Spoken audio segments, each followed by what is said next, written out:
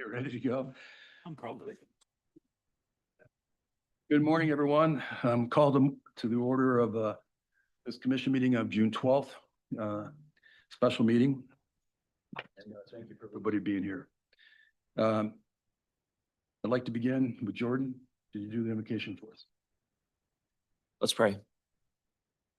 Dear Heavenly Father, we thank you for this day and we thank you for this wonderful place that we get to call home. I pray that as we meet today, you fill us with your wisdom, with your peace, and you give us clarity to guide the people of Ottawa County well. Help us to be your light in a sometimes dark world and to be your hands and feet always. In your Son's name we pray. Amen. Stand for the pledge, please. Pledge allegiance to the flag Of the United States of America, and to the republic for which it stands, one nation, under God, indivisible, with liberty and justice for all. Okay, Justin. Yes, sir. Mr. Barry. Yes. Here. Mr. Zylstra. I'm here, yes. Mr. Bonema. Here. Mr. Moss. Here. Mrs. Wenzel. Here. Mr. Teeples. Here. Mrs. Rhodey. Here. Mr. Kyers. Here. Mr. Bruger. Here. Mrs. Miedema. Here. Mr. Chair, we have a quorum. Thank you very much. Need a motion to approve the agenda, please? Oh, I think we have, Oh, excuse me, public comment. Okay, this is the time for public comment. Anyone like to come and address the board? Welcome to do so. Nobody here? Anybody online? No? Okay. Now we need a motion to approve the agenda. So moved. Chair. Else. I would just make a motion to add a discussion item right before line item 8. Support.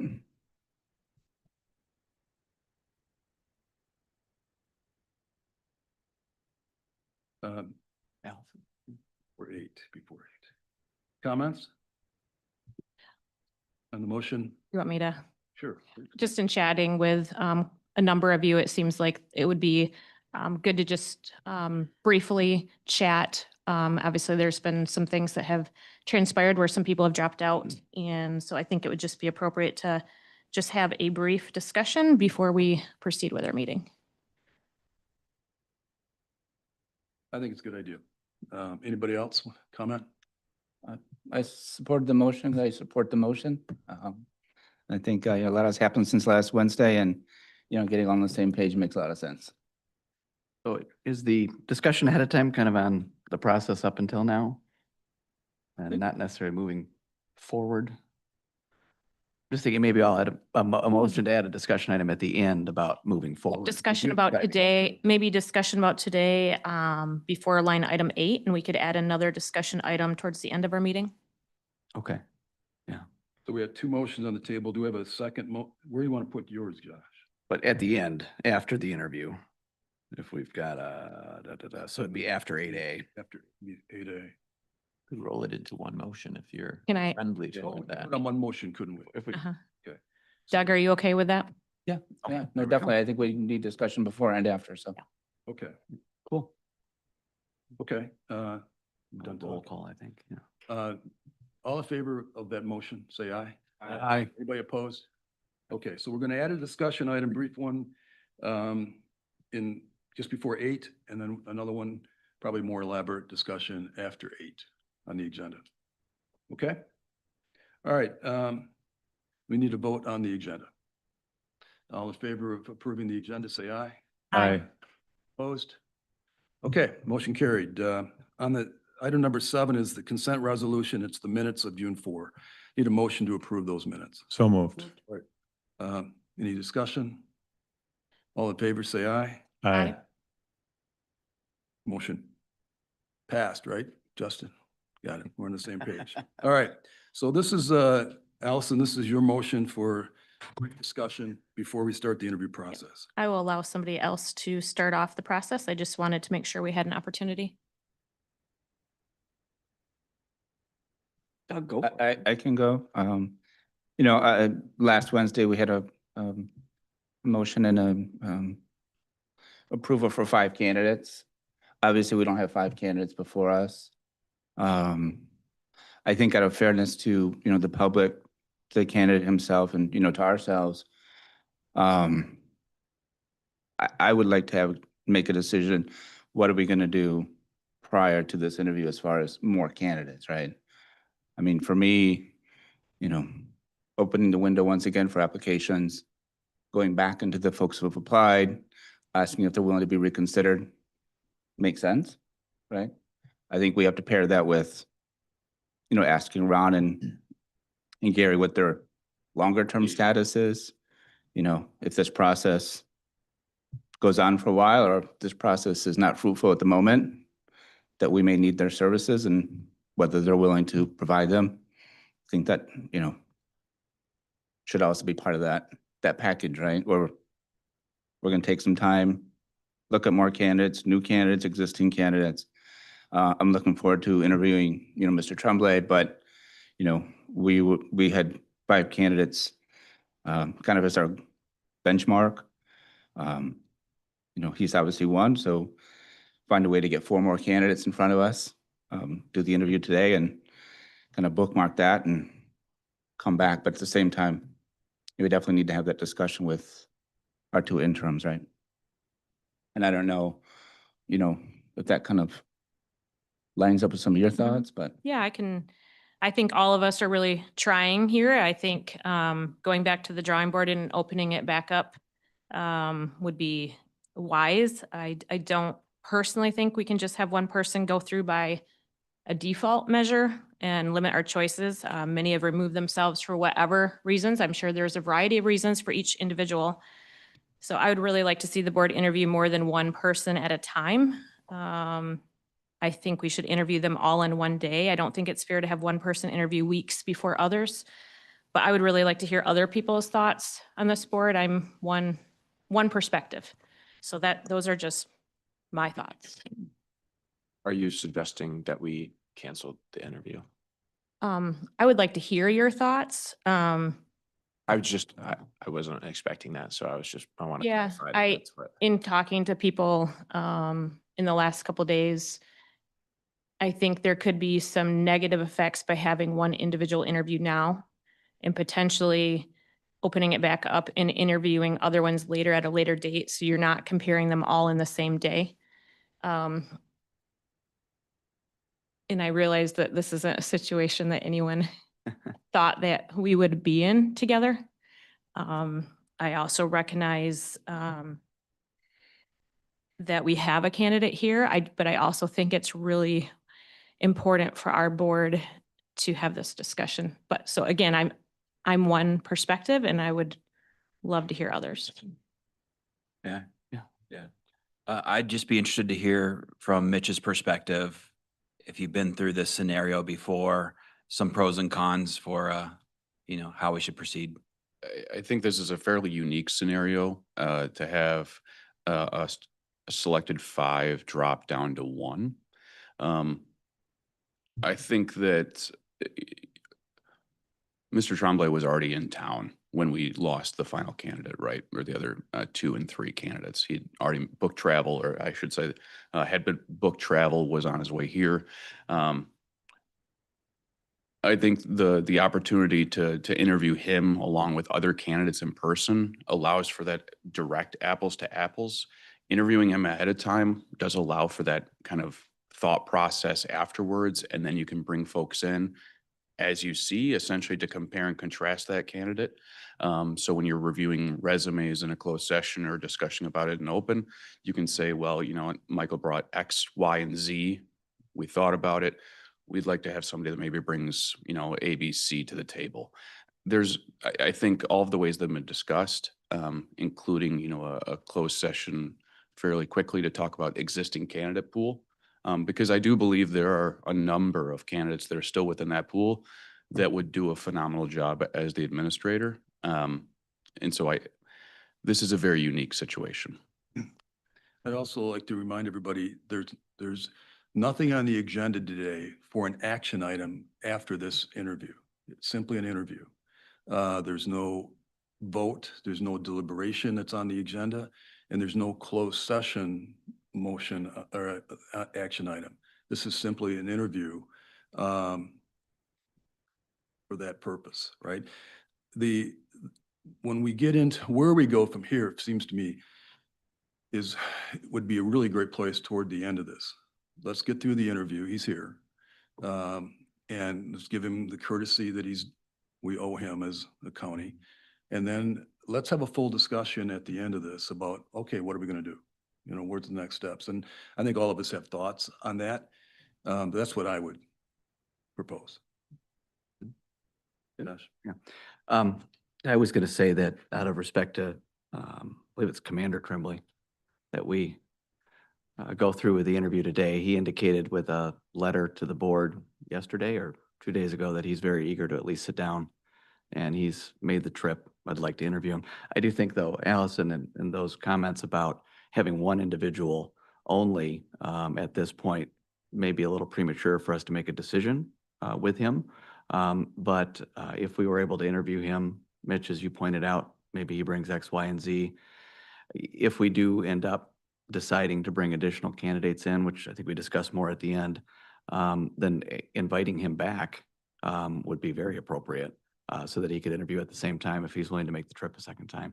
But I just out of respect to him, I'd love to go forward and just at least talk to him, see what he has to say today. Anybody else have any thoughts? Well, what do we think about, you know, if he comes in and we're interviewing him, being forthright with saying, hey, we're not going to make a decision? He's aware of that. Then, He's he's absolutely I think we aware. should talk to him. He's absolutely aware of it, and You don't wanna he's still absolutely eager to interview. So, Yeah, just want to make sure yeah, everyone has he understands appropriate where we are. expectations. Perfect. Yeah. I think it would be a useful exercise for the board to go through at least this one interview process, kind of get our feet in the water a little bit on the process itself, and could be a benchmark of how we compare other potential candidates in this as well. I don't see that we lose much by going forward. And I would also say that from my perspective anyway, it's, you know, I'm looking forward to hearing from him. Now, this is where we are today, and I'm really curious about where he stands on things. And so, anybody else, Sylvia? Yeah, so I'm willing to go ahead with the interview if that's, you know, what the board wants to do. But I do share Allison's concerns that I think in some respects it's a disadvantage to him. If we interview him today, I think then our memory of the interview fades by the time that others come and we interview them. I think if he comes back, then he's actually advantaged over other candidates because he's had the opportunity to refine his answers. And he's then interviewing twice, whereas other candidates are only interviewing once. And so I think the fairest thing to do is to hold off and interview all people at the same time. So those are my thoughts. All right, ready to move on? Kendra?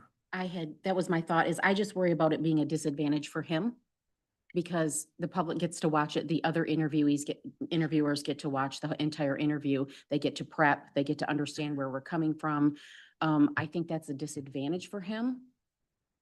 Has he expressed whether he does or does not want to? I mean, He's absolutely ready to go.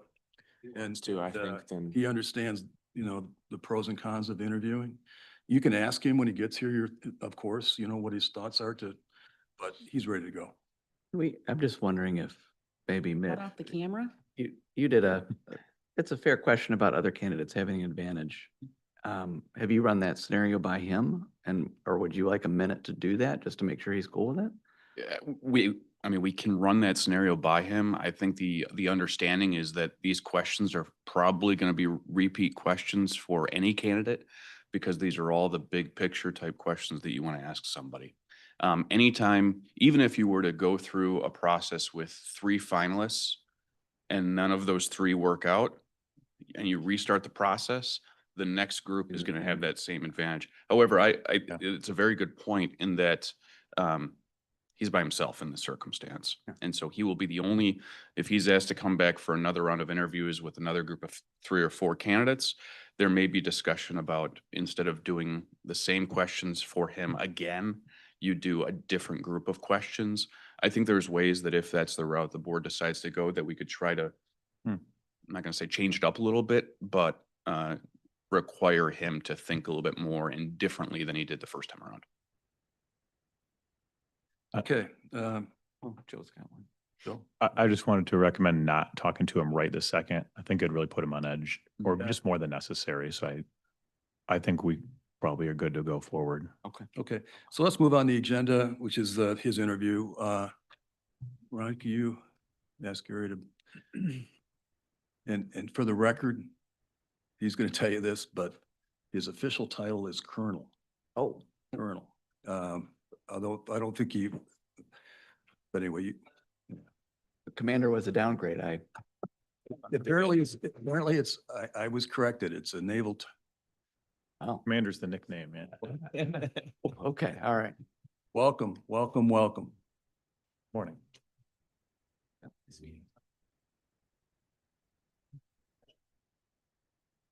Okay, nice to meet you. Nice to meet you too.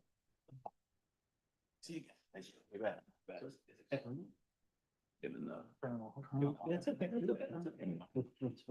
That's okay. Not an extra. I think.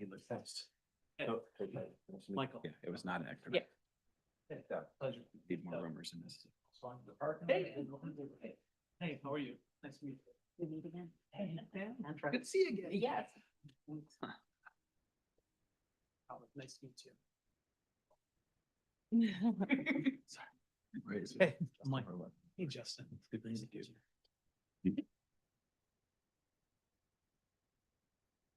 Colonel, there's your chair. Okay, perfect. That's awesome. Make sure you're going to lead this then. Yeah, before we get started, Michael, since I've been calling you Michael the entire time, Okay. Colonel coming out of my mouth may not occur all that often, so I apologize in advance. Right. Just a couple of things to say in advance. Thank you, everybody, for attending this important step for the next Ottawa County Administrator. Please welcome Michael Tremblay for this interview. Before we begin, Commissioners, I do want to give you a moment to ask any questions about this process, the interviews themselves or the questions. I want to let you know these questions were taken from the list that was provided to me that was asked of former Administrator Shea, questions that were provided by the chair, as well as questions that were provided by others.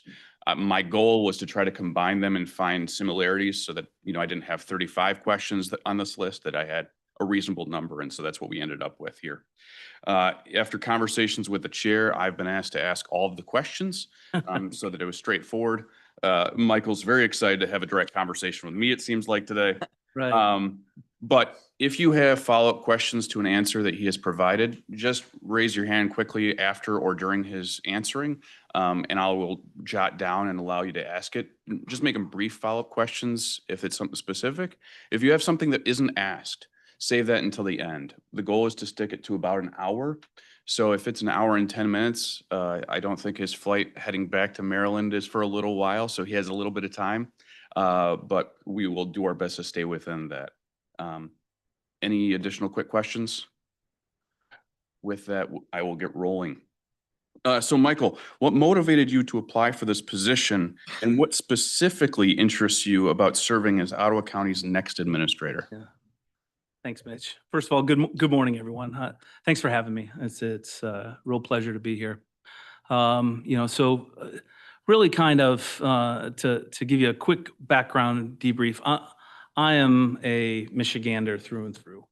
Born and raised, actually in Schoolcraft, Michigan, and right down the road, kind of just south of Kalamazoo. And then went to Western Michigan University, had a ROTC scholarship there. And then, as one does with an ROTC scholarship, immediately from graduating, you then leave for your service. I had intended that to be, 4 or 5 years, and then return back to Michigan. And my length of service was considerably longer, coming up on actually a little over 30 years right now. But I'd always intended to move back to Michigan when my service was over. And, so it's really more like a coming home for me. And, to the Ottawa County Executive, I've had some great experiences throughout my life. The Army has blessed me with a lot of opportunity, personally and professionally, given me a skill set that I think aligns very well with what Ottawa County is looking for. And I feel very comfortable, stepping into a role as such. To be honest with you, I've been looking at other roles around the state of Michigan because we haven't decided everything, but we've decided we're certainly coming back to Michigan. So that's kind of a twofold answer. Apologize for being verbose, but that's why I'm here. Perfect. Based on your knowledge of the county, what do you see as the significant challenges and opportunities moving forward? Right. What does success look like to you for Ottawa County? Right. So that would be a question I would have for the board, right? Because they lay out the vision of what, success looks like. I think to me, it starts from your team. If you surround yourself with great people, you build an organization that doesn't know how to fail, that comes up with creative solutions, that finds a way through a tough path with limited resources. So the building blocks start with building a team inside of the county that is accountable, is trustworthy, and does what they say they're going to do. And once you've built that team up, you get your priorities in order. And the way I see it as the administrator, it's the day-to-day operations role. But the priorities of the county are certainly set by the board. And, what's important as elected officials, how we're going to move forward. I take that information and then provide the board with options of how to best move forward based on the resources that I have as the day-to-day operator. And then present those options, and they weigh it and they say, okay, we like this and some of that and a little bit of this. And I say, okay, we can do that. Hold on, let me come back and, here's the way we can do it. And if I have a good team to rely on that are smart, caring, compassionate, forthright, all that becomes easy. So. Thank you.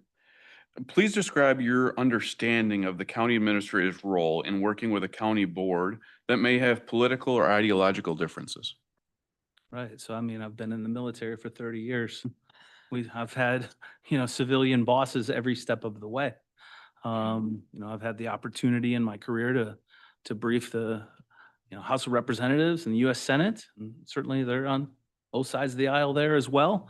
It's my job to provide candid, straightforward advice from where I see it as the operator, the day-to-day executor of the policies put in place by the board. Getting after their priorities. So I say, hey, we can do number 1 and 2. I don't think we can also do 3, but we can do 1, 2, and 6. You want us to do that? So, the day-to-day operations of the county is something I've been doing my whole life. And the strategic direction and how I'm going to take feedback, right? Feedback is an important part of, the continuing to grow with humility and figuring out the best way to get things done. Because at the end of the day, we just want a great community. We want to live in a great community. I want to be a part of that. So whether you're a Democrat, a Republican, an independent, a green, blue, brown, pink, it's very straightforward for me. It has been my whole life. Mind if I ask a follow-up question? Okay. So I ended up watching your interview in Saline, Michigan, that you did last month Okay. for the city manager position. And Yeah.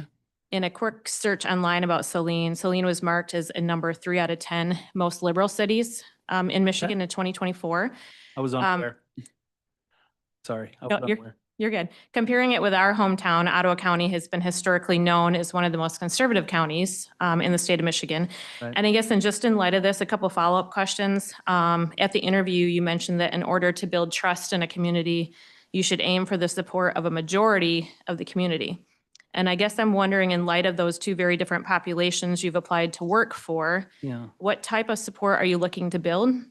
And then how do different worldviews factor in when it comes to polar opposite viewpoints in government as it relates to valuing the lives of all from conception to our last natural breath, or hiring based on merit and excellence versus a DEI agenda like that's based filling quotas? Right. Can you just elaborate on that a little bit? That was a lot, ma'am. Well, I'll go uh, back to your two questions. yeah. So what type of support are you looking to build based on those two different populations that you are interviewing for? Right. And how do different worldviews factor in when it comes to polar opposite viewpoints in government? Right. So I appreciate that. I always think that building a team and gaining consensus is the easiest path to kind of achieving what's looked at that we need to do. Now, there's sometimes when certainly it's not a consensus and there's other, more pressing matters or mitigating factors that you need to apply. But as the administrator, I'm simply executing the will of the board with options to move forward. And so I wouldn't apply, I'm gaining consensus in my team. I'm building the team. We're figuring things out.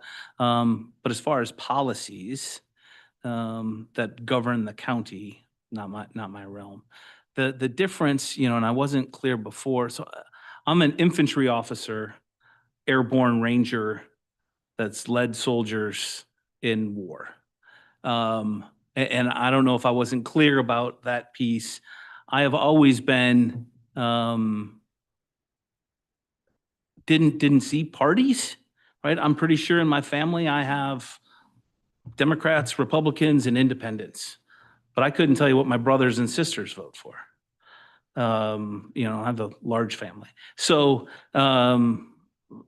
taking the viewpoints of, one versus the other, I've never done it. That's not how I operate. I don't see that as my role. Now, in a different world, if I'm an elected official, certainly I'll have a policy and an agenda and what I believe and don't believe and how I want to move forward. But I'm not.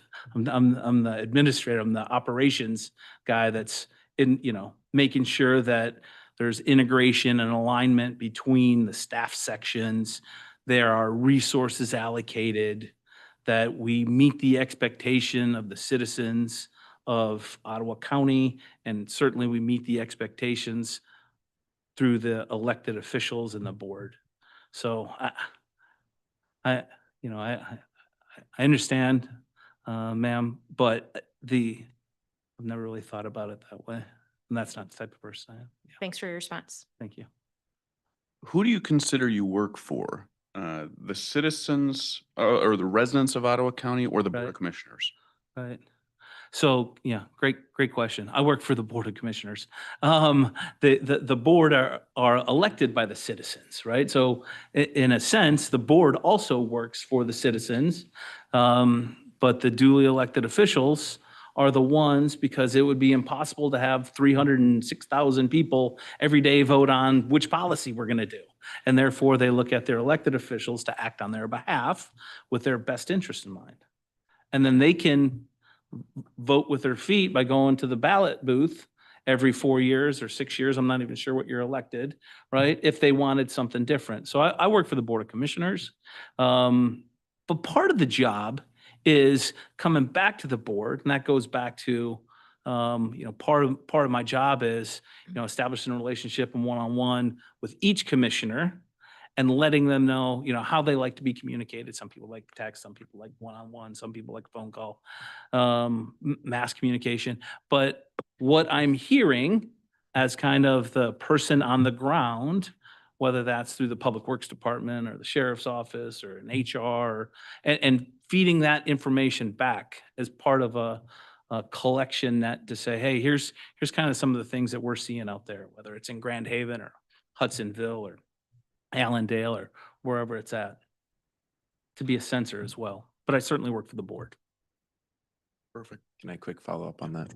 I think you may have answered this mostly, but recently we just had a pretty big storm go Right. through Ottawa County, tornado touchdown. Right. And Commissioner Barry can speak to this as well, but we were in a meeting on the remediation and the cleanup, Yeah. and our Park Township manager, Yeah. one of the things he expressed, and I hadn't even really thought about it, is that he got dozens of calls because he's been there a long time and people know him. People advocating, hey, we need more tree removal services. Sure. So he was expressing that to our group that was meeting. It wasn't the Park Township Board, but, assuming that you're in this role and you're here for the Right. long haul, people are going to start coming to you and looking to you perhaps as an advocate for things that are happening to them. So how would you handle that situation? You say, hey, we need more policing over here. Yeah. What's your role, in your opinion, on coming to us and advocating, whatever? I guess, how would you handle that situation? Right. So, perspective is a funny thing, right? To the person whose barn burned down, we need more firemen, right? So the more you kind of zoom out from a problem, the easier it is to gain perspective on that problem. So part of my job is the buffer that to enable the zoom out, right? But when it comes to policy implementation, when it comes to guidance, strategic priorities, that's not in my lane, right? I'm going to talk to the people that are here with me, the HR department and the sheriff's department. But when it comes to making county decisions, allocating county resources that we may have not already been approved budget for, doing things that are separate, certainly it's through the board, direction, right? As we develop a relationship over time, then you'll feel more comfortable with me and say, okay, hey, on some of these things, you really don't need to come to us. You can handle those things yourself, right? But that's part of the process of, an evolving relationship of how, the day-to-day business of ensuring that the citizens of Ottawa County are taken care of with all their needs. And so, up front, it'll be a little bit tighter, right? And I'll be coming to you with a lot. And then as time goes on, hopefully I've gained the trust and confidence enough on certain issues to get latitude. Other issues, whether I work here, 2 years, 4 years, 15 years. I don't know if I work 15 years, I'm 52, yeah, 10 years, 10 years, 10 years. Then at some point in time, the back and forth and the trust. I hope that answers your question. Yeah. So you've touched on a little bit about your leadership style, Right. but what is specifically your leadership style, and how would you go about promoting a culture of trust, support, and strong employee morale? Right. If you have to tell people in charge that you're in charge, you're definitely not. So I've been, worked with enough organizations in my life. I've come into organizations that were super high performing, and I figured, how do I just keep this thing on the tracks, right? What are the key people that I have to bring in the camp to make sure we just keep this thing straight? And I've joined other organizations where I thought, man, we need a total redo. And you kind of assess the situation, see where you're at, and then people don't want to, in my line of work that I've been in my whole life, people, the old saying was, people don't want to be managed to their death, right? They want to be led. And that's kind of resonated with me throughout the years is, listen, if you want to look to do something unique, that's great. You got to have great leadership. And I think that starts with empathy. I think that starts with team building. I think that starts with humility. The Army's tried to educate me for years and years and years. They've sent me to get 2 master's degrees. And they, keep trying to say, hey, you need more knowledge, more knowledge. And I tell you, the more I learn about leadership, the less I know. Because I've led organizations from 30 people to 3,000 plus, where 3,000 people report to me every day, and leadership is hard. And the first step is recognizing that people are coming from all different walks of life, all different backgrounds, all different experiences. And I feel that if you empower people and you empower teams, you get the best results. When people have buy-in, when they're part of the solution, when you're open and transparent with people, it produces the best results. Kind of going back to Commissioner Miedema's questions earlier, how would you foster a welcoming organizational culture that reflects the values of Ottawa County and supports all employees and residents? I mean, that's kind of like, everything I need to know I learned in kindergarten. Like, be nice, don't hit people, be inclusive. Right? Yeah. You just treat people with dignity and respect the same way you would your whole life. You be firm and you be candid and you set high expectations and you expect people to meet those expectations. And if they're falling short, you talk to them and you let them know, here's how we fix it. But at the end of the day, we also have to be kind of a results-oriented operation because the citizens of Ottawa County demand that. We can't be like, oh, well, we didn't quite, do what we said we were going to do, or we didn't, we have to set clear expectations, communicate effectively. When somebody's fallen short, let them know. And that's the way, so in any organization I've ever been in, people are like, oh, you're joining a family. And I'm like, no, we're not joining a family, because we would never fire our brother and sister. Right? We're joining a world-class team. I've been on the best team in the entire world for 30 years. I know what a world-class team looks like, right? Back-to-back world champions. And the the idea that we're forming a family at work, that's just disingenuous. We're forming a team of world-class professionals, and sometimes some need some more help, and we got to temper that. Thank you. How would your colleagues and team members describe your character traits, and how have these traits influenced your decision-making? Right. Government's a serious thing for serious people. I don't think people need to take themselves seriously, though, right? I've been around and been in it's one of my jobs. I was the director of operations for U.S. Central Command, in charge of the Middle East. Very serious government business handled on a daily basis. That doesn't mean you have to be a jerk. That doesn't mean you have to demean people. That doesn't mean that you have to be condescending or snide, right? Those are traits of bullies. I don't like bullies, right? That's my whole life. I've been fighting against bullies. And I think that you can be serious, you can be candid, straightforward, and you can set high expectations, but you can still be nice, and you can still enjoy what you're doing, and you can still have fun. And you can still laugh a little bit at work, right? And be okay with sometimes poking fun. So, I mean, I think that goes back to how do you build a culture of success? How do you build a culture of winning? I think that's part of it. Okay, perfect. How, this goes back almost to your discussion about CENTCOM, but how do you incorporate evidence and data into your decision-making processes? And can you share, excuse me, can you share an example of when you use this approach to solve a complex issue, which I'm sure you may have encountered? Right.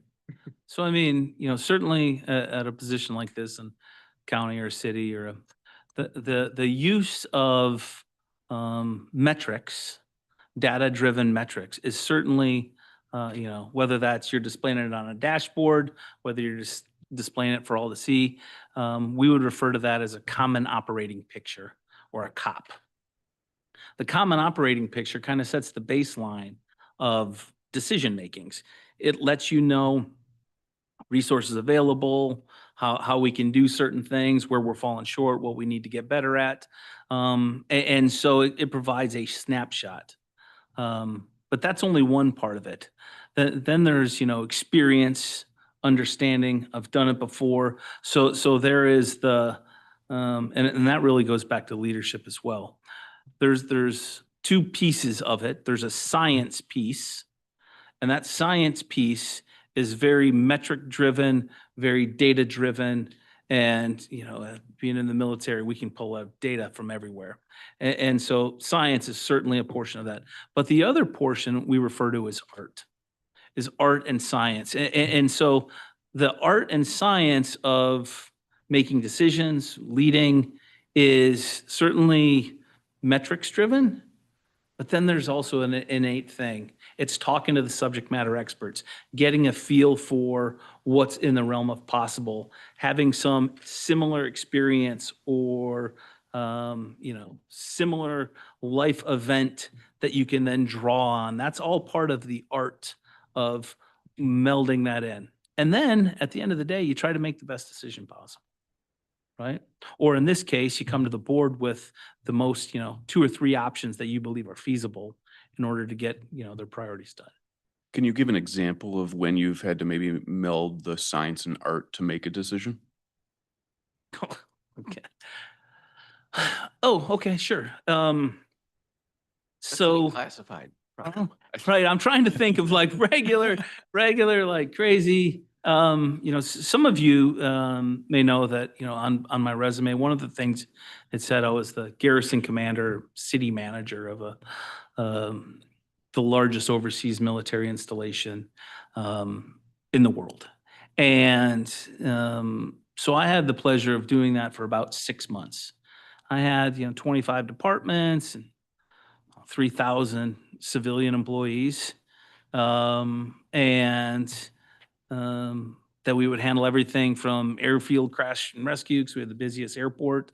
I ran the air traffic control tower, and we had the police and firemen and HR. And so I had a dashboard of metrics. How many people lived on the installation, and how many open buildings we had, and how many access points we have, and every metric that you can think of. And then got a phone call and said, "Hey, we have a slight challenge here. We don't really know what this disease is, and it's coming in. It's kind of right over by you.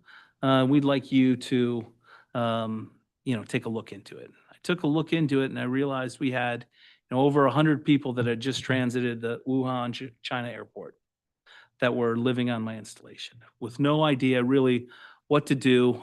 This is about 4 months before anybody in the United States had any idea kind of what was going on. So we really had no idea of what it could be, what it was. And so we took the data of, well, I know how many open buildings we have, and I know that we kind of live in an enclosed environment. We can keep it from getting in. Pretty easy steps to do, and we can keep living, the way that we've been living if we do a few things. And so I implemented those right away. We put everyone that was coming in from the outside, they got 2 weeks of quarantine. They got tested in and tested out. And then after they did their 2 weeks of quarantine, they lived their life. We had 4,000 kids in school. We had an 18-hole golf course that was beautiful. I had open restaurants all over the installation. Meanwhile, the States was losing their mind and COVID. And now you did have to do 2 weeks. If you left, you had to do 2 weeks. But we lived in a city where we didn't experience that, because we made a decision right up front that said, "Hey, we don't know what this is, but if we do 2 weeks there, we can test them in, test them out. We know we're good. It just won't get in here." And so I had a very, very, very different experience than everyone in this room, unless you were over there with me. Because we'd be playing golf and going to the Texas Longhorn Steakhouse for dinner. And, and meanwhile, we look on the television and it's like they're losing their mind over there. So I would say that is a data-driven, because we knew the resources, we knew the allocation, and then there was some art, like, hey, how do we just get in front of this? Maybe that's an example again. Questions about that? No, that's perfect. Go ahead. Oh, I'd like to follow up on that. So, as you just mentioned, we had a very different experience here Right. than you had there. So if you were here and something else, and something were to hit, in a similar circumstance, Right. how would you handle that here? So maybe answer that, and then I have another question. Well, so we would, the first thing we would do is we'd probably hold a special meeting like we're doing right now. But maybe in closed session where I could tell you all the resources that we have available and what the people on the ground are thinking. Because I've learned that you have to trust your first line leaders and your first line supervisors to really understand the problem. Because again, as you pull away, you might have a better perspective, but you might not be in the details like the person on the ground is. And so I would hopefully relay that effectively back to the board to let them know kind of everything I know. And then, we would go through a rapid kind of option process. I would say, we have the choice of doing nothing, which is always a choice, right? Doing nothing is a choice to, doing X, Y, or Z moving forward. And then, as we begin to talk through solutions, I think then answers begin to appear. Right. So I don't know exactly. I'm sorry, ma'am, but I would think, something like that to start the process of moving forward with what our solution's going to be to fix that. Sometimes there's a reliance on experts in making decisions. What are your thoughts on? I'm a fan of subject matter experts to an extent, right? I think we throw around that term very loosely of who's an expert. I mean, I don't even know what I'm an expert in.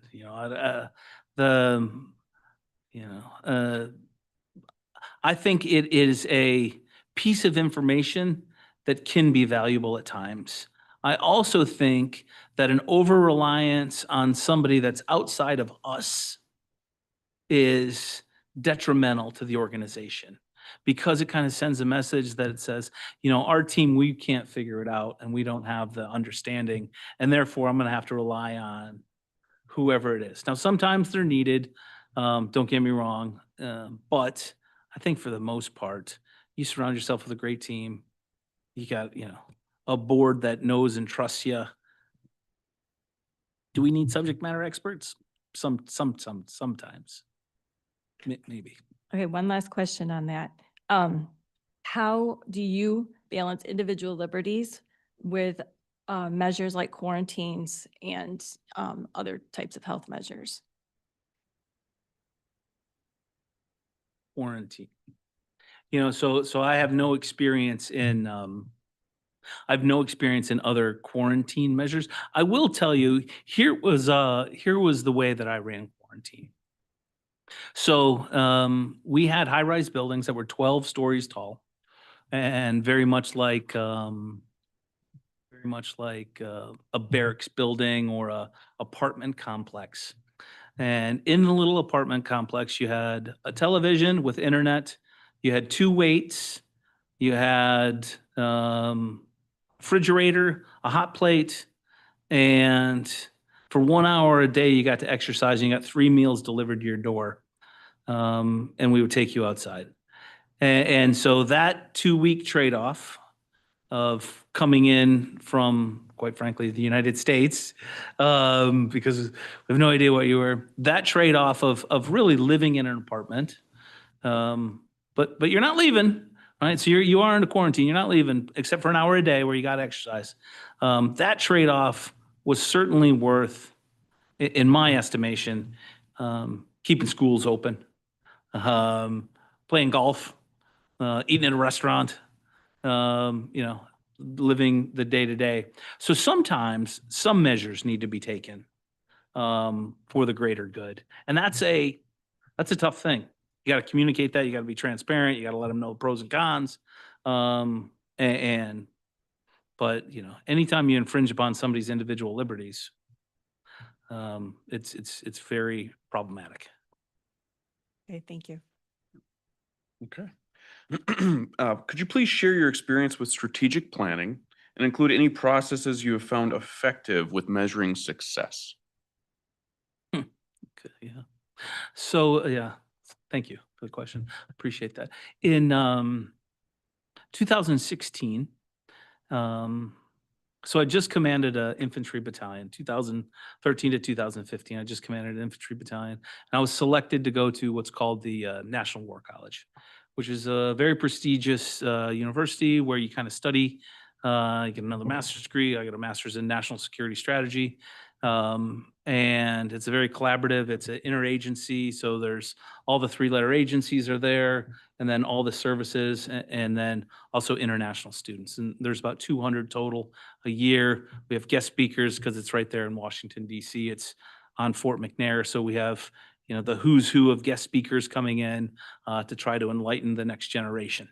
I say all that to say, I thought I was going to enjoy one thing for the year. And when I showed up, I was selected to be on a joint interagency team along with personnel from Central Intelligence Agency, Federal Bureau of Investigation, USAID, Office of Secretary of Defense, and me as the spokesman to develop a comprehensive U.S. national strategy on what we were going to do in Afghanistan.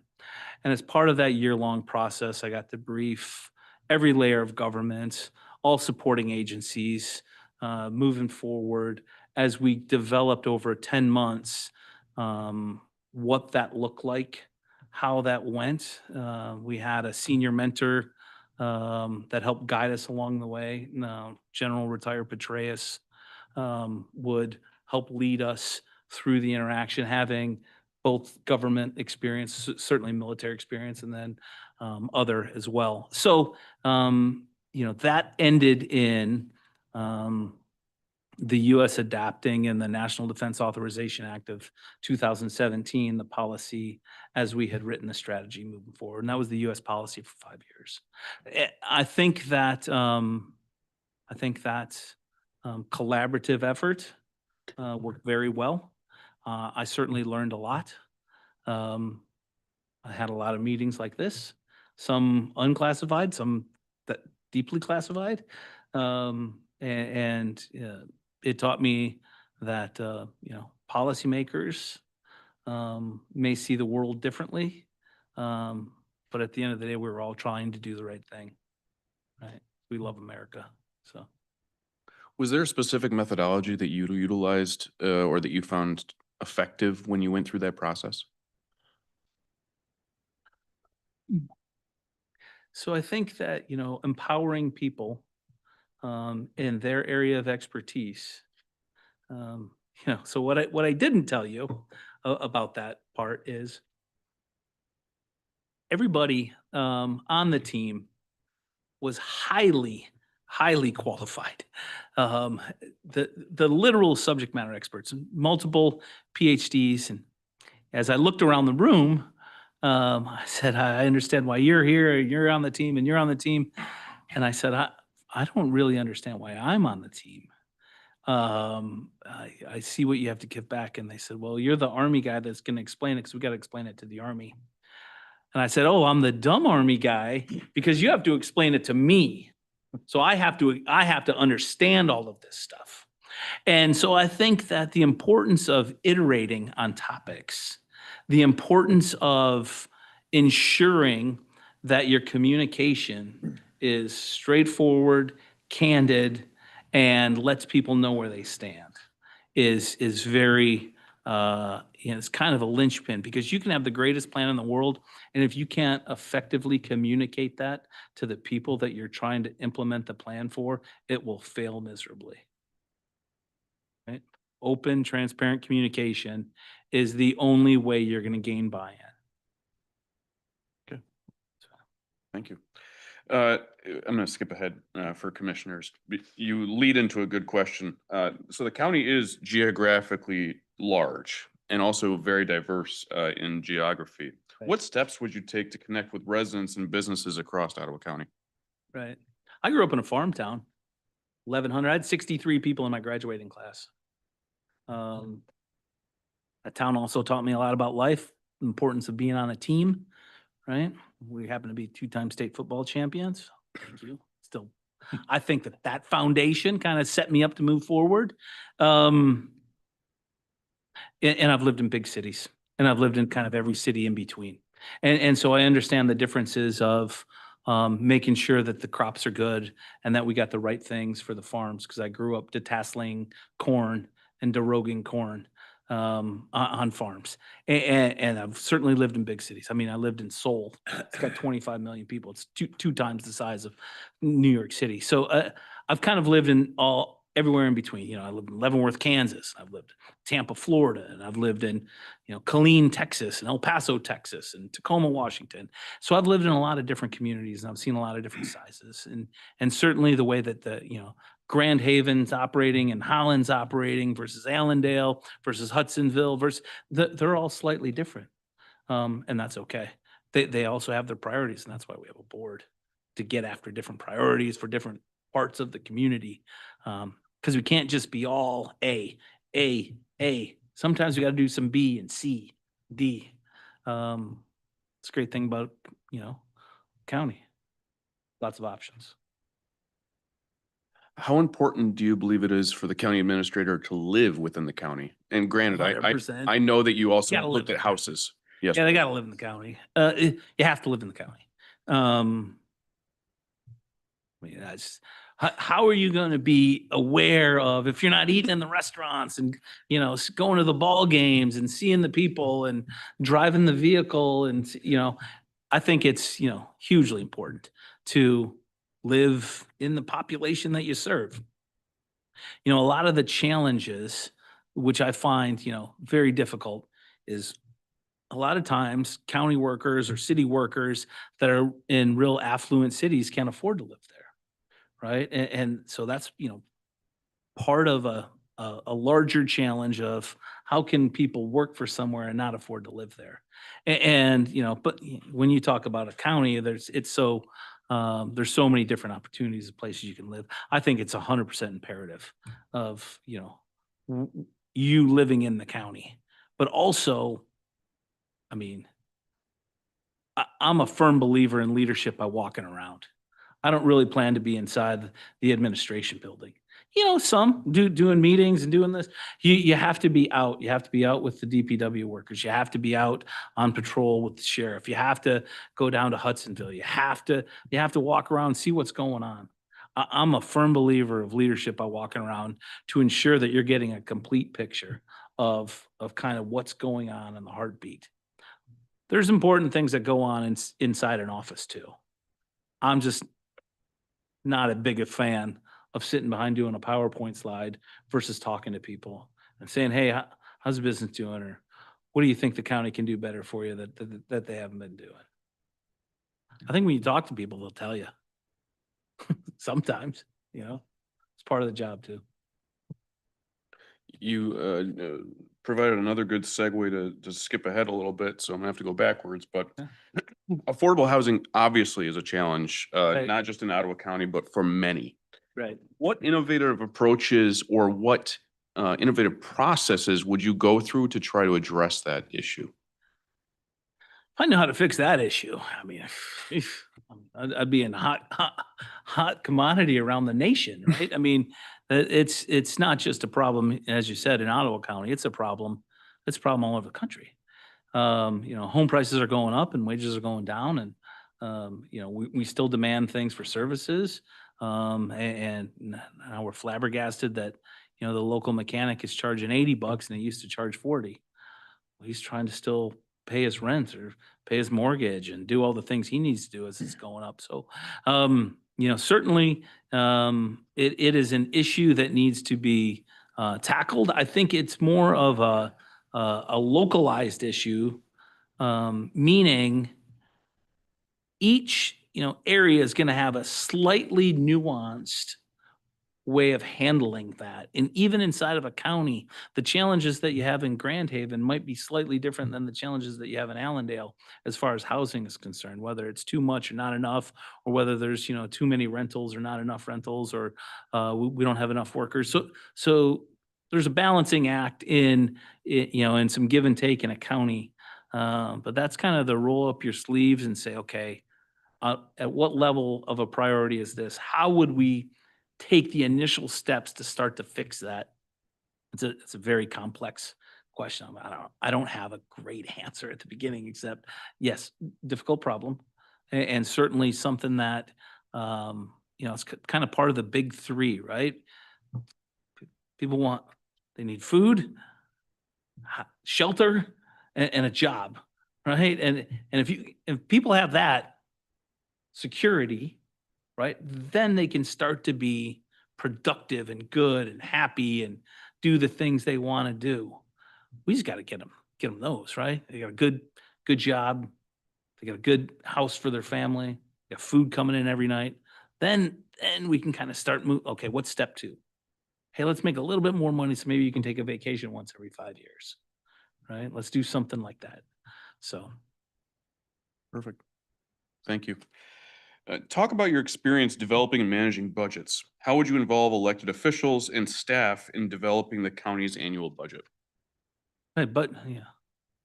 So obviously the second question first, they're a huge integral portion and it would be an iterative process of how we develop it, right? We take what we did last year, look at the norms, what are the priorities? Because people fail because they fail to incorporate the priorities of the commission or of the board that they're on. Because with a restacking of the priorities, that will tell us how we need to allocate our resources in order to get after the priorities. And so let me go to, I've managed, in the Pentagon, I had a $5 billion budget. I had to restructure the Army from 1,050,000 people to 980,000 people. And then secondarily, I had to stand up a third line of building tanks and stand up another armor brigade combat team in Europe and how we were going to do that. For that, I had in 2015, 2016, a $5 billion budget. I also managed the city budget in Korea of $1.1 billion for capital expenses because we were still building high rises and, we built a Topgolf and some other things that were priorities, right, to give back to the community. And I had a little over $200 million operating budget, of which I had discretionary funds in there as well to do things that the community would provide feedback on. So I'm very versed in building budgets. But what the largest oversight and the largest challenges, it starts with the vision. It starts with priorities. You incorporate the priorities of the county and you get them from the board because they're the elected officials. So as we go and lay out priorities, then we do, kind of backwards math to say, okay, here are the things that we think we can accomplish. Certainly going to get 1, 2, 3, 4, and 5. But if we didn't do 6, I could get you 7, 8, and 9. And then that becomes the back and forth or the menu, because that's my job. I'm the options person. I provide options back to the board that says, okay, based on projections, what we think we're going to take in revenue, what we think we're going to spend, and where we see the money going, here are the things that I think that the budget should look like. And certainly at the end of the day, the board approves the budget. And then I think as we talked about, kind of at the beginning, if you're going to deviate from that, I owe information back to say, I'd like to change this to this. Here are the reasons why, right? And then maybe over time, they're just like, okay, we know you're going to change these 3 things. If you need to use the flexibility, you don't have to come back and ask us. But that's, over the course of a relationship in years, that's different. I think that's, the other thing about a budget is it's got to be transparent. Like nobody wants to see where their tax dollars aren't going. They're like, well, I pay $1 zillion in property taxes. I have no idea where that's going. You should be able to say, no, it goes right here. Here's what we needed. We needed to hire 3 more police officers because we had a spike in crime in this area and we needed to cover down on that. The board thought it was more important to allocate our resources there. If you can't have that level of detail of conversation to assuage the concerns of the citizens, it becomes a very challenging and an us versus them mentality. It's crazy to have that. Now listen, there's also things that are said in confidence that we're trying to do. I get all of that, right? I have a top secret security clearance. I totally also get that. But for the most part, we have to ensure that our citizens are confident comfortable and happy with what we're doing. Commissioner Moss?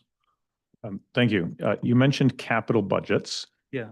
So could you speak to how you've allocated resources for capital improvement and balanced short-term versus long-term expenditures within the realm of capital planning or capital budgeting? Right. So that goes back to master plan, sir. And as you develop the vision of the master plan, like the master planner that built out this complex, he must have had a vision, got passed on of how we're going to put one building and then the next building and then the next building. That goes back to staying the course, setting kind of a pathway to success and a vision. And the challenge with capital budget is it's only successful if you can see the vision through. It's a multi-year plan that you have to have confidence in how you're going to move it forward, how you're going to progress it. And then you become the steward of the plan, the master plan. So, you know, in Camp Humphreys, we had certainly a master planning board, and if people wanted to change it, and we had things that were planned to go in certain locations and certain times with certain dollar amounts associated with those that had been allocated. And when people would want to change that, it was an arduous process. It was very difficult because it's really hard to turn a gigantic ship midstream. And so you got to do your due diligence up front whenever you're setting out a master plan or preparing for a capital budget, because you really have to see the horizon over the next. And whether that's a 3-year, 5-year, 7-year vision, you know, part of my question would be, what does the board envision Ottawa 2030 or Ottawa 2035 to look like? And that's part of what the master plan needs to incorporate. And then you start from where you're at through a series of meetings and different ways to start developing what that vision is, and then communicating that vision to stakeholders, whether that's businesses, private party, equity, public-private, you know, partnerships, that type of thing. Thank you. Talk to the board about your perspective on fiscal policy, specifically or focused in on, as you mentioned earlier, discretionary versus mandatory spending. Right. How would you control the county's non-mandated, non-statutorily required spending moving forward? Right. So I think that goes back to the priorities of each commissioner based on their constituency. And it's got to be equitable kind of across the board. There has to be a multi-year plan on how we're going to ensure that the, you know, certainly non-discretionary, it's just paid, but the discretionary funds, how we're allocating that. I'm also not a budgeteer or an allocator and would never do that from my position. That's a decision of the board. My job would be to provide options based on their priorities for their constituencies as we move through a multi-year, you know. So if one year we're providing a little more dollars to the Hudsonville area, the next year it's to the Holland area or a different project up here in Grand Haven or Allendale, there's a methodology to applying that. It cannot be seen as, you know, somehow either the board has favorites or the administrator has favorites or the HR department has favorites. We don't. Nobody does in there. What we should do is have favorites of our community, right, of the county. And so that's part of the transparency, how you operate. Listen, nobody gets people sideways if you're not transparent with how you're spending their money. Commissioner Moss? Very quick follow-up. Just talking about that transparency piece, especially in budgeting, and it could be anything though. Right. Have you ever used a tactic of over-communication? Just curious. You know, so yeah, of course. So that's also a tactic, I would say, is, you know, a lot of times people, think, well, if I don't say anything, nobody will ever know that I have no idea what I'm talking about. And a lot of times they're like, oh, that person's really smart. And I'm thinking, well, or maybe they have no idea what's going on. And you know, the world is just kind of happening around them. And so, certainly in my role as an administrator, I mean, I think it's crazy that we have the TV in here. Like I should just be answering questions from you, right? That's in, okay. I'm looking to do a job. Now, I think that public elected officials certainly need more, ability to communicate to their constituencies, an ability to ensure that their things that they were elected for, they're championing their causes and they're doing certain things. It's like the administrator. I'm gonna try to lead my team of, fire and police and HR and that type of thing. Can you share an example of a time you leveraged technology to improve government services or internal operations? Leverage technology. Boy, let me see. We certainly, in the government, we love technology. And there are a lot of different, I'm trying to think of one thing I can talk about. There are a lot of different ways that technology has made our life a lot easier. Whether I flew drones, at a time, certainly that technology allows you to have different perspective and see different things and gives you a different kind of understanding and lay of the land. And I was part of the team that was what was called Future Combat Systems. So we tested a bunch of things, and certainly technology is there. I think we have an over-reliance on technology right now, and we've lost the ability to communicate kind of person to person, to tell people kind of how we're going to move forward. But certainly, in the next 5, 6, 8, 10 years, AI is going to play a significant role in really our day-to-day lives, how it's kind of moving us forward, the things that it's capable of doing right now,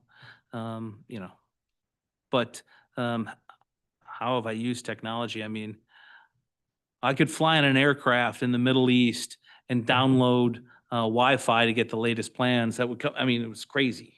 And now it's not, things like that. Certainly, so technology's kind of helped me every step of the way. I think we're in for a AI kind of revolution with the speed at which our knowledge. I mean, I've gotten the entire world's knowledge in my hand right now. It's crazy.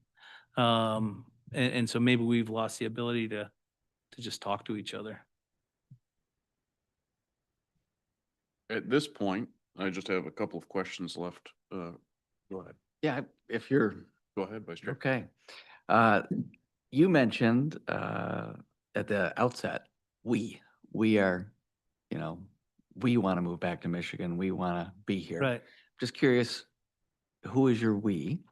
And Right. then, Yeah. generally speaking, and then the other part of it, part two of my question, I'm a builder. And when I was starting out, I was new in the industry.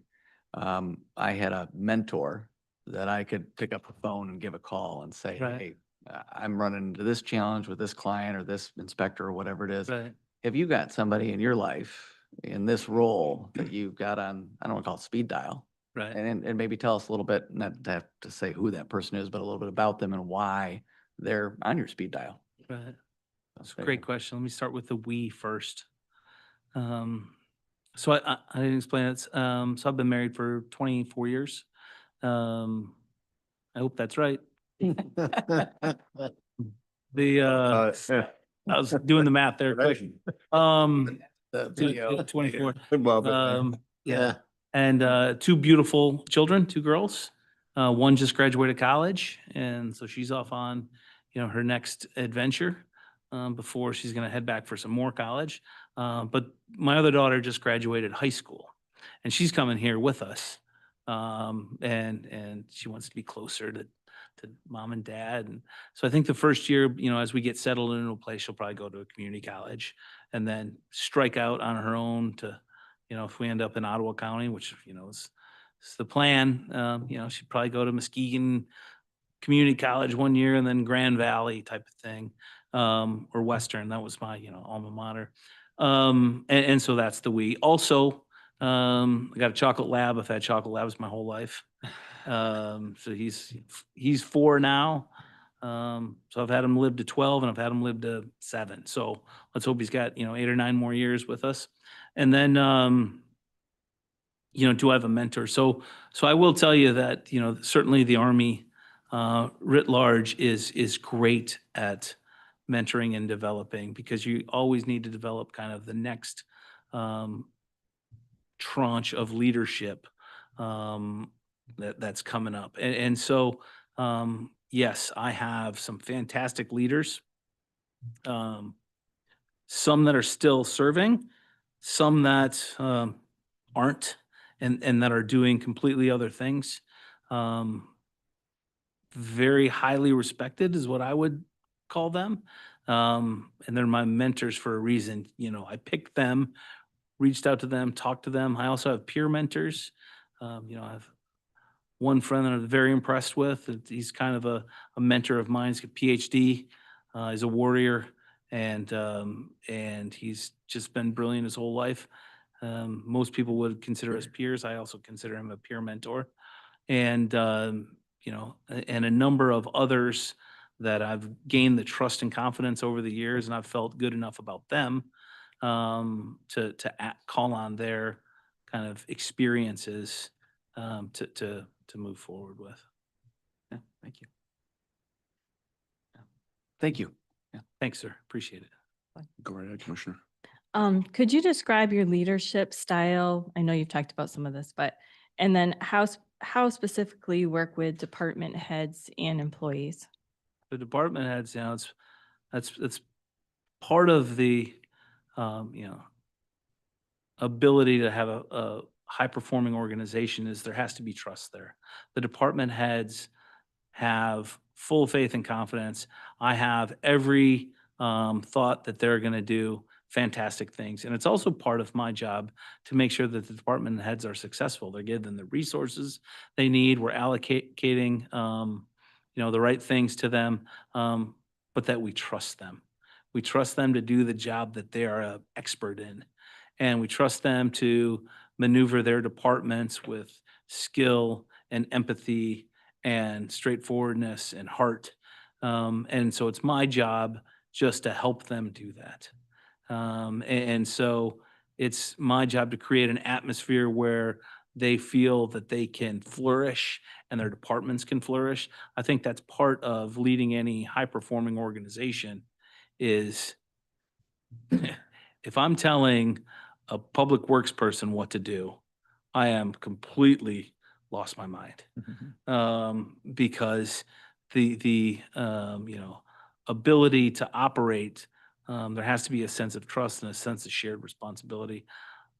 I have full faith and confidence in the people that have been, chosen to serve in those roles, know exactly what they're doing. And I would treat them as such until the time they prove that they're not, and then we have to have a discussion, how we kind of get back on track and all those other things. So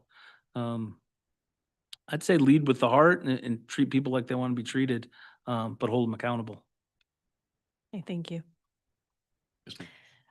Going off that a little bit, what are some tangible ideas, instead of like glossing over, the words such as the feel-good words? What are some practical ways that you would meet with department heads or with the board or with staff to come together, to work through issues or to strategize or to grow as a professional?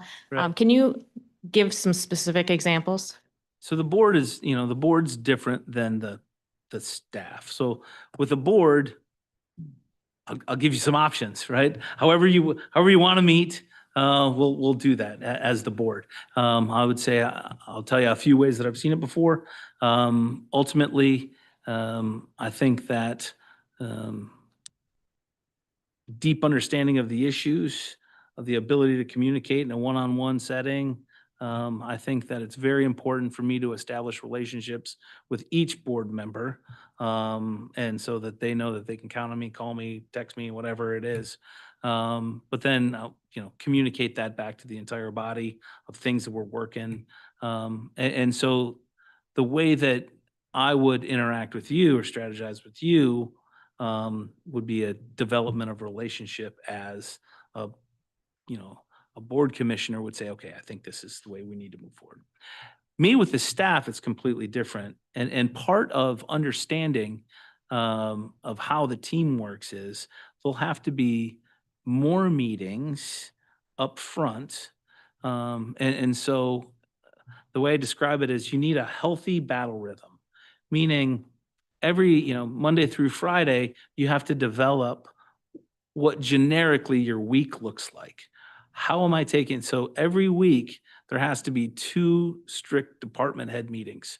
One is, hey, here's the expectations for this week. Here's where we're going to go. Here's kind of the strategic direction.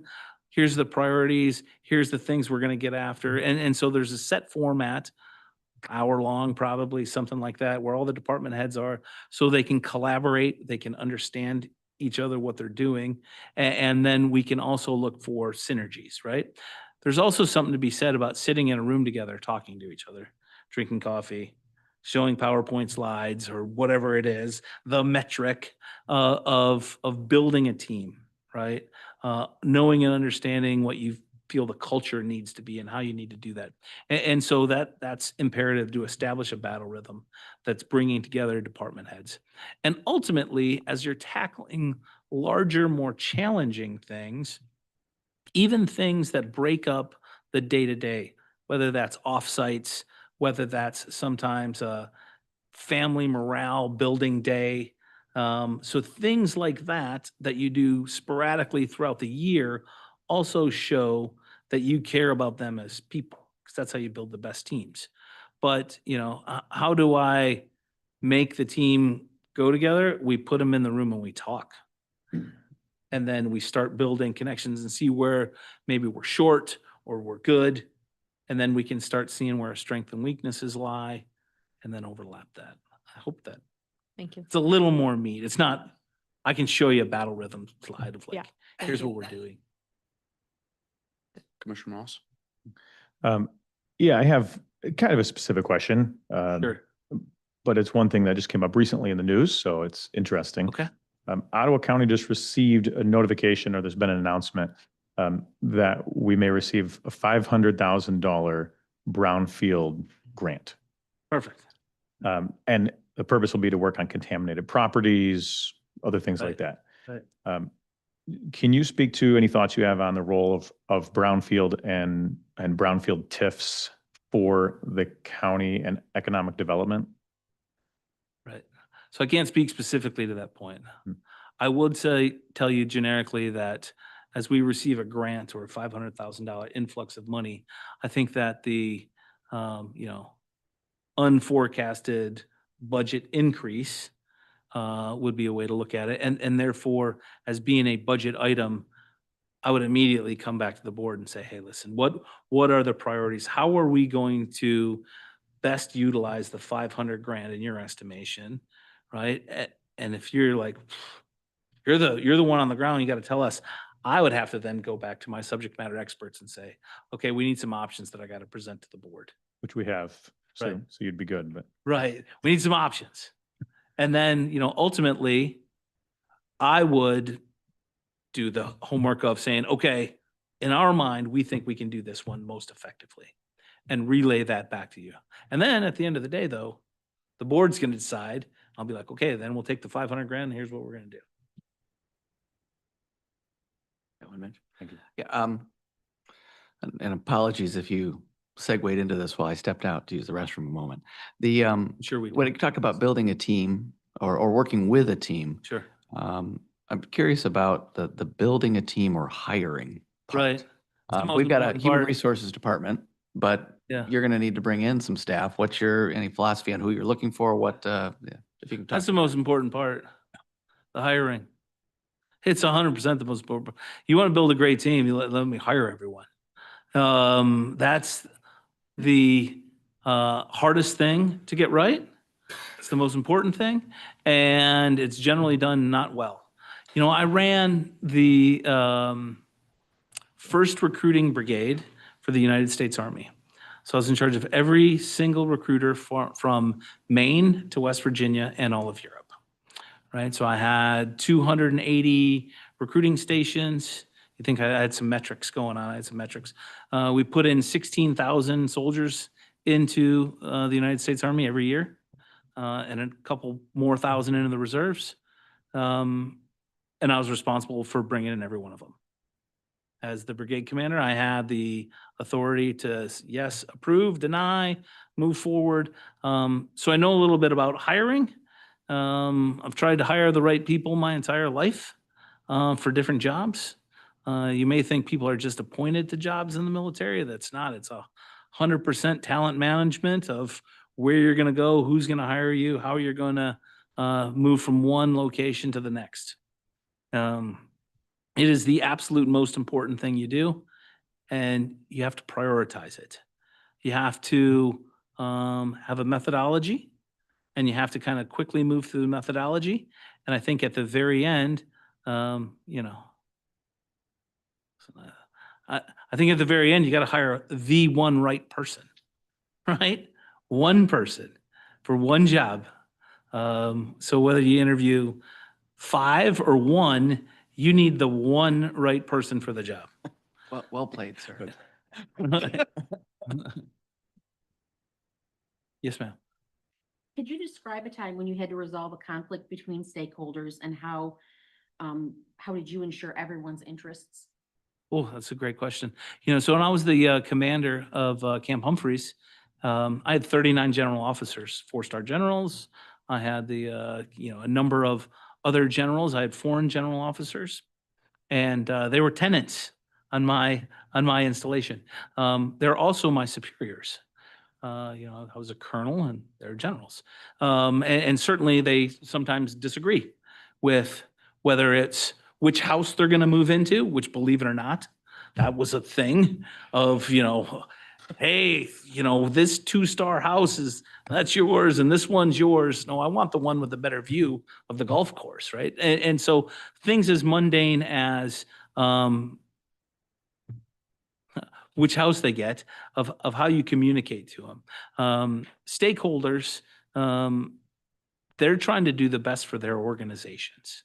And their organization may have divergent issues, right? Of on 2 opposite sides. It doesn't mean one's right or wrong or good or bad. It just means they're different. So sometimes compromise is a way forward. Other times, there's going to be winners and losers. And depending on, you know, you just got to make sure that the same people aren't losing over and over and over again, right? It's like, okay, listen, we're disadvantaging you somehow. But, you know, compromise is certainly the best, you know, the first course of action. The other one is winners or losers. When it comes back to making decisions or making calls, judgment calls of whether we're going to do X or Y, those are things that, you know, I hope that I've built a relationship with the board enough that we could talk about prior to us executing. Hey, here's what we're considering doing. You know, and even though it might not be a purview of the board for one reason or another, it's a smaller operational thing. I think, you know, first of all, you got to get the stakeholders into the room to find out what the actual problem is. Because a lot of times there's perceived problems. You know, once you get to the actual problem, then you can kind of solve for it. Compromise is generally best. If you can't do that, sometimes there's got to be winners and losers. But after you get to the actual problem. Yes, sir. Yeah. Colonel, I really appreciate your candor and your attitude today. And, you know, I think Commissioner Bruger and I were chatting as we were going through some of your background. You're just a guy that we'd love to buy a beer and hear some stories and just take, you know, to learn from. And so I appreciate that. 2 of my boys played football for the Broncos, so go Broncos. I wanted to share my concern and just be direct with you that, Sure. you know, I served on a nonprofit board of 11 that served the military, and over half that board were generals and admirals. Ooh. And I was very fortunate as a young man in my 20s to do that. Right. And I also asked that same question, why am I here?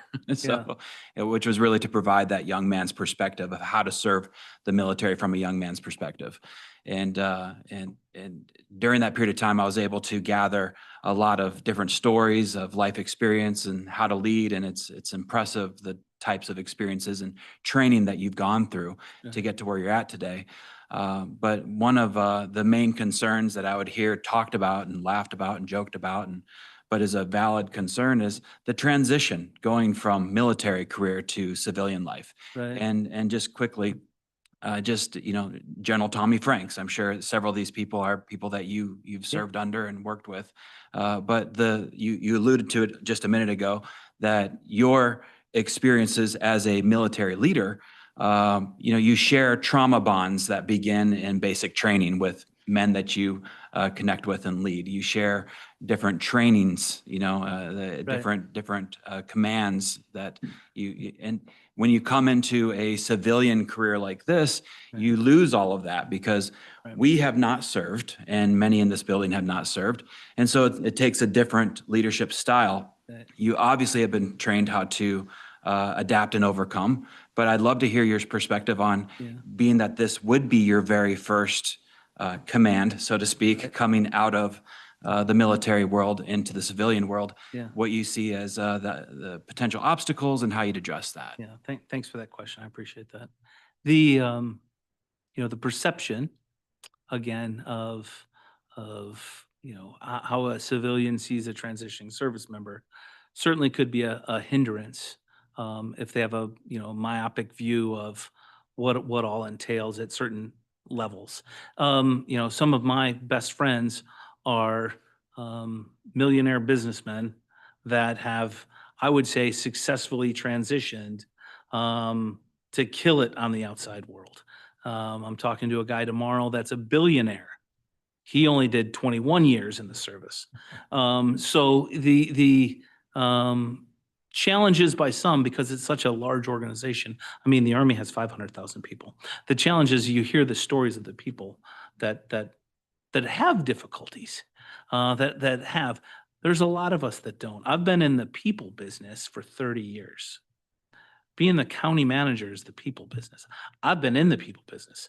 I've been in the worst places, the best places, the most complex environments, and I see how people react. There's no difference between the people here. So I've always been in the people business. I also think it's kind of your mindset. So some people that leave the military, that rooted their whole entire existence in the military. So I come from a family of not military. I got a brother that's an ER doctor. I got two sisters that are lawyers. I got another brother that's a business owner. I got a brother that's a roofer, and I got another brother that's in IT. And we are not a military family. Not that that's bad or good. I just saw myself as a person. I was leading people and trying to get the right people around to do the right job. So my transition, listen, don't get me wrong. I want to come be the county administrator. I wouldn't be here, right? I think I can do a great job.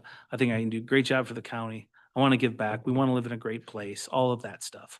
But wherever I go, I'm going to be successful, and I'm going to love doing it, and I'm going to have a great time doing it. And we're going to move back to Michigan. So I see the challenges there. I also see that certainly we haven't done enough to educate that there is a wide spectrum of individuals that are leaving the service for a wide variety of reasons, and some of them do have a hard time transitioning. There's no doubt.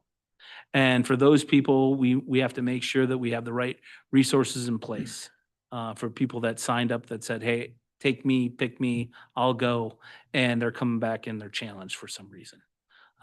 So we certainly need to make sure that we're taking care of them. But there is a whole slew of other ones exactly like me that are not. I mean, the Army's been great to me. They paid for 3 degrees that, they've been great to me. Been great to me, been great to my family. I have no problem transitioning. I'm going to be awesome. So we're at an hour and 15 minutes. I only want to say that, Commissioner Moss. Okay. I had maybe an easier question because from some of what you had written and sent Okay. into the commission. Okay. In one of your written responses, you had said that you would look to bring in advisory councils and do internal equity audits for Ottawa County, What? and make inclusion a continuous process built into decision-making, hiring practices, and community engagement. So I guess I'm just curious on how you would kind of implement the principles. I can tell you, I don't remember writing that. Okay. I really don't. I mean, those wouldn't be words that I would use. Now, I will tell you, I will tell you that I've been up for a number of jobs, right? Like I was a finalist for the Athens and Clark County, Athens, Georgia, Clark County is a unified manager job. The interview was today. I'm here, right? To be the finalist. And I'll also tell you that the pay range was a heck of a lot higher. And they have a government that's been sailing along. And, you know, they certainly love their military, and I was the only military guy. So I wouldn't be here if I didn't want to be here. To your specific question, I don't think I would ever use that language. I think we should treat people with dignity and respect. I think we should be humble, but if you could show me that. I have it right here. It's right. Sure. You got it?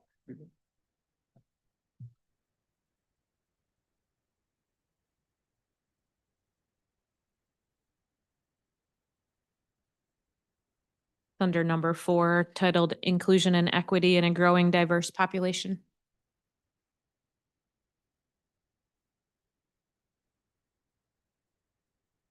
If you're ready, I had one other short one too.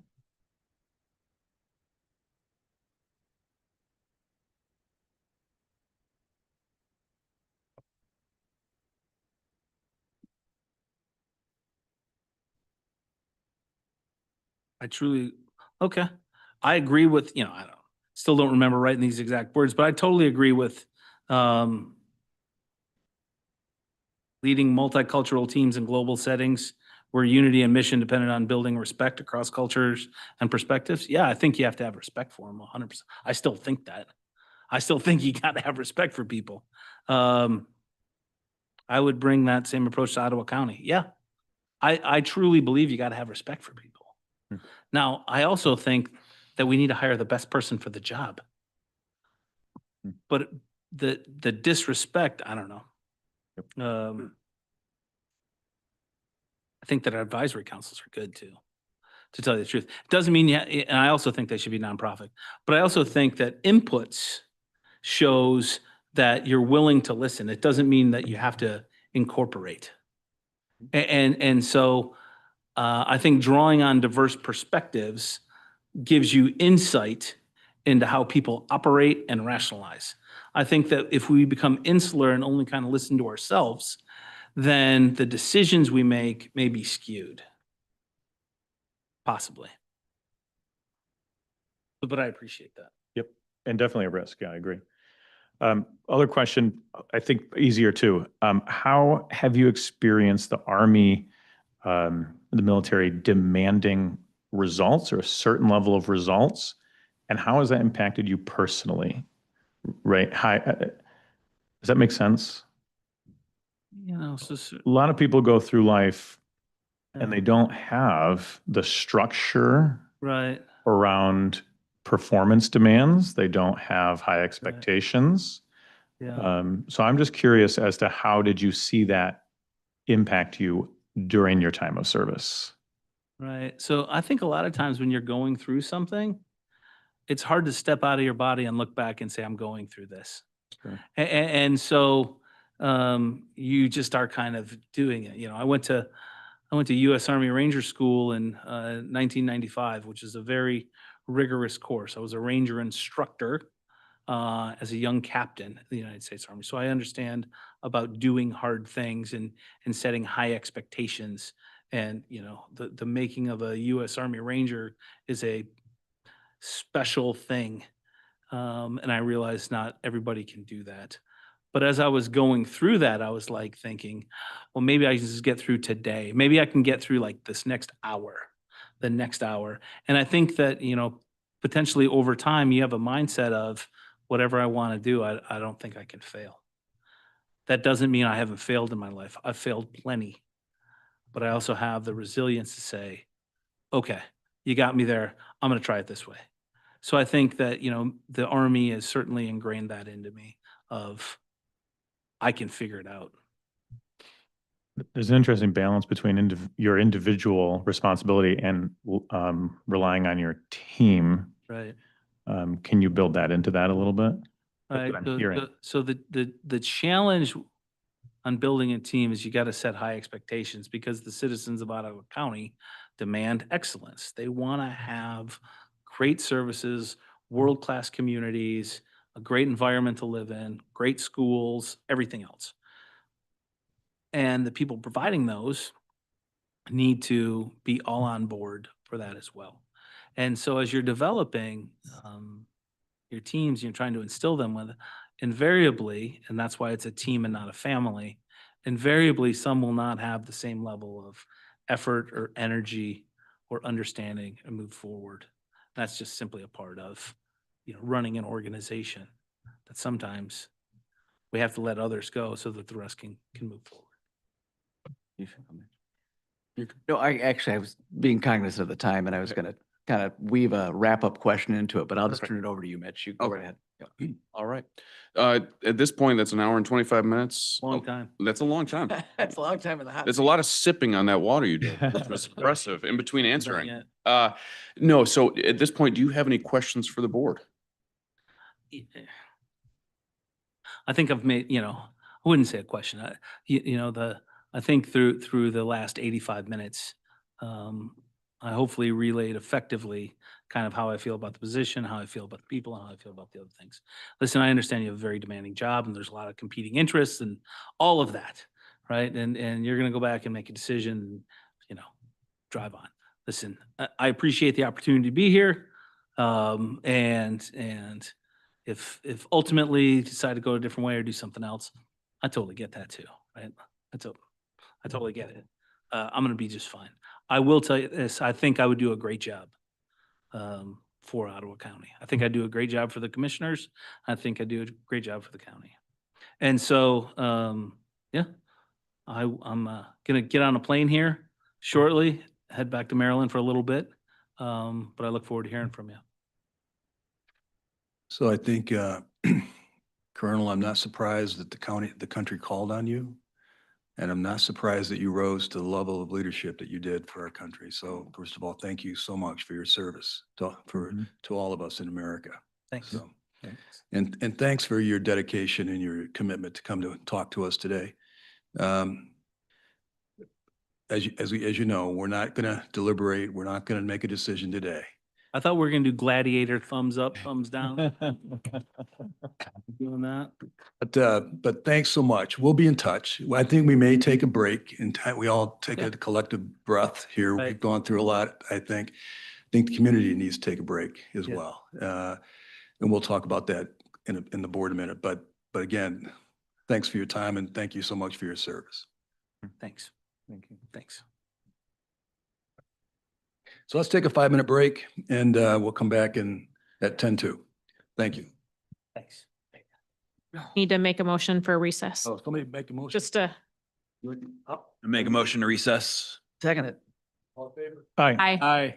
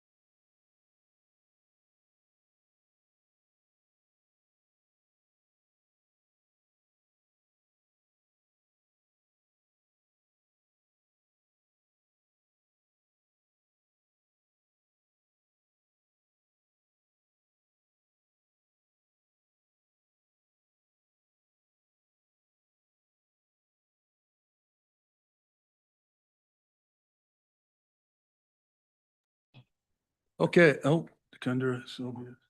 That's right. We got to get going. We got a foundation dinner to go to. Okay, we're going to resume our meeting of June 12th. We've just had the interview of Colonel Tremblay. So we're at the point of second discussion about where we're going from here. So anybody who wants to lead it off? Goodness gracious. I'll make just a comment. I would love some time to think and think through, our interview just now and where we would go and have discussion in a couple weeks, next board meeting or something like that. I think that's about as succinct a statement as you can get right there. Yeah, that works for me. You took the words out of my mouth. Yeah. Yeah, just a quick reflection. I wanted to thank Mitch. I mean, it was obvious to me that this was a very competent candidate and clear, I think, of why he was in your top 5. And wanted to thank you for orchestrating that. I do got a question for Mitch. Mitch, where are the rest of our applicants and what information have we given them? So when, there's a couple of stage answer to that. The 19 candidates that met all of the qualifications as requested by all of you, when I told them that they were not a top 5 finalist at that point in time, I believe in the email or the language that was sent, I'd have to pull it up for the exact language. There was also kind of a stay tuned type statement, because in any circumstance, there is the potential that the board does not find somebody they like in that first group. Absolutely. And so, I will continue to communicate with them, especially at this point in time with a 2-week gap potentially between now and the next discussion about where the search is at. I will send a follow-up email to all of those candidates that are still remaining in the search to say, the board has interviewed one candidate. They will be making a decision as to how they want to proceed forward in the coming weeks. We will be in touch, something along those lines. Would it be possible to also inquire of them, who is interested in continuing on in the process so that we know that? Okay. Absolutely. I will, and I will end that with them, that I get a confirmation of whether they want to continue or if it's a thank you, but no thank you type situation. Okay. Yep. Great. That'd be very helpful. I just want to second that. I'd hate to pick another person who, anyway. Allison. I agree with already what the statements are made. And just a request that going forward, I'm just going to ask that John and Mitch and Gary, if you guys could connect and just review each one of your roles. I'm respectfully asking that going forward, information comes to us in an equal and a timely manner. Each of us are individuals, right, of the representatives of our county. And just for example, not all commissioners knew that the candidate pool had shrunk down to 2 on Wednesday at the same time. And that when the information is found out, it needs to be sent out to each of us, not just a few.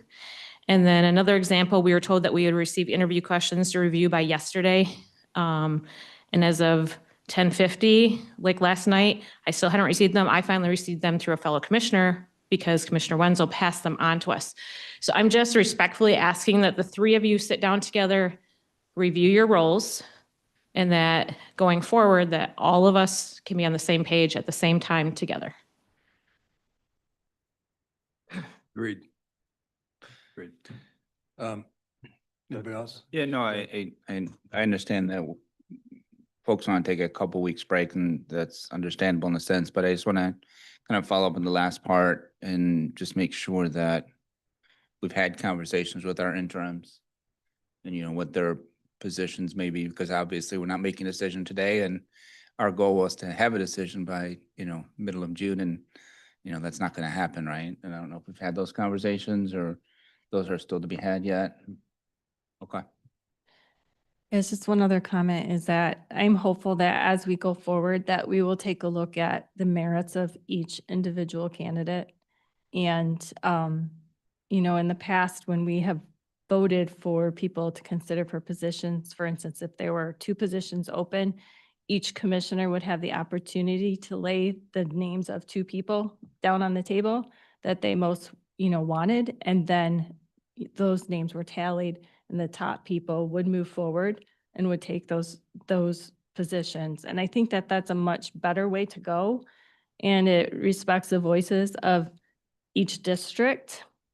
Each district gets to say, you know, these are my top picks. And then we can take a look at, you know, collectively, then how does that fall? Instead of just voting for, you know, a block, especially somebody else's block of candidates. So I just respectfully hope that we can look at each individual candidate, because I do believe that there were excellent candidates scattered throughout multiple blocks that we were provided. Yeah, I really appreciated, Sylvia sent an email out to, I don't know who got it, I got it yesterday with this idea that she was floating about how we can kind of bridge this. I think if all of you could do that, it'd be helpful. The more ideas, so we can look at, well, how can we cross this divide that existed last week, right? All the effort that was done to try to figure out how we got there, it didn't work. So my mind doesn't have any more ideas, or they're very limited. So when I saw your email, I thought, oh, that's great. Over the time of the next couple of weeks, as we figure out where we're going to go with this, if anybody has ideas about how we can bridge where we are together as a team, send them along, right?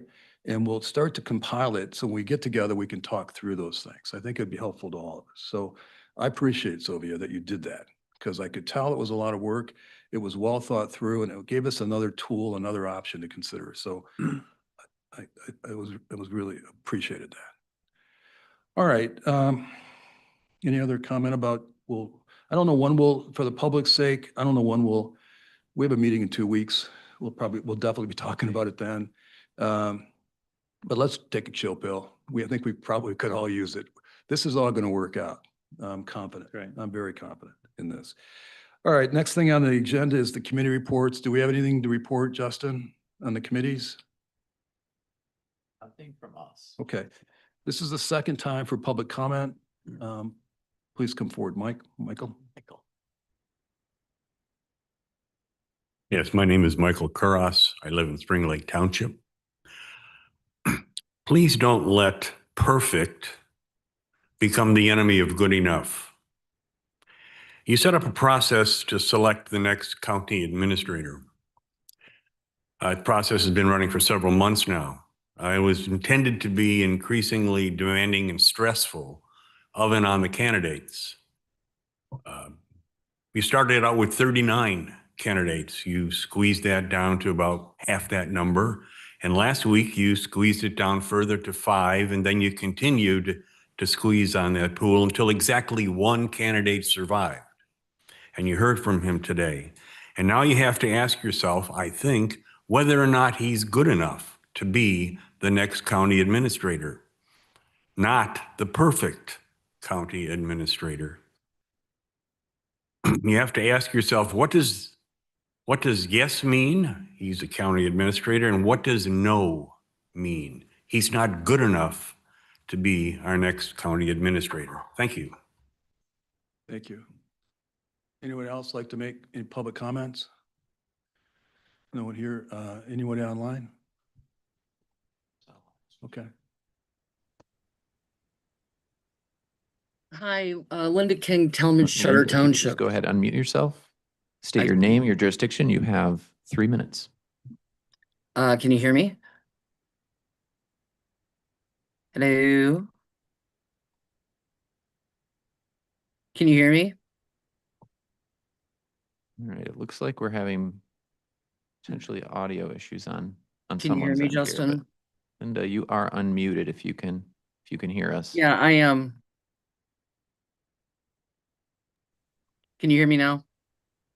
Justin? Yeah, potentially some audio. Can you hear me, Why don't you Justin? do that? Apologies. Why don't you work on that until you conclude that it's either a go, no or go? And let's skip over to Gary on his administrative update, if anything. I really have nothing else to add to the discussions that took place. I agree with the board's position that pause is an excellent thing to do, especially with the amount of effort that's been put into this. I think, again, you know, we've been through the process and, you know, talking about sharing information has been just a little bit difficult at times, only because there may be one or two commissioners that text me. They don't copy the whole group.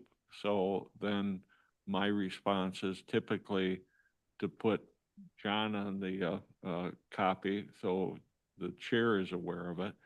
So again, you know, when we talked about the fact that we hadn't had change since 8 o'clock in the morning, that wasn't intentionally to keep anybody out of the loop. You know, I responded to some local emails that thought I was lying, that it was a bunch of garbage.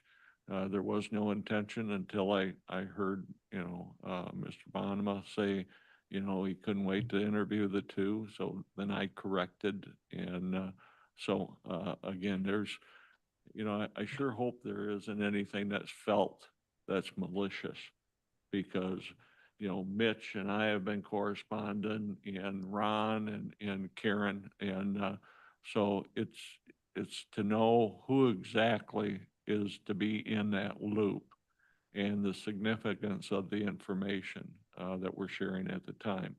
Joe and I have talked, you know, the chair and I have talked, the vice chair and I have talked. So, I mean, and we're trying to update and be as clear as we can with everybody. So there's nothing intentional that's been done on that part.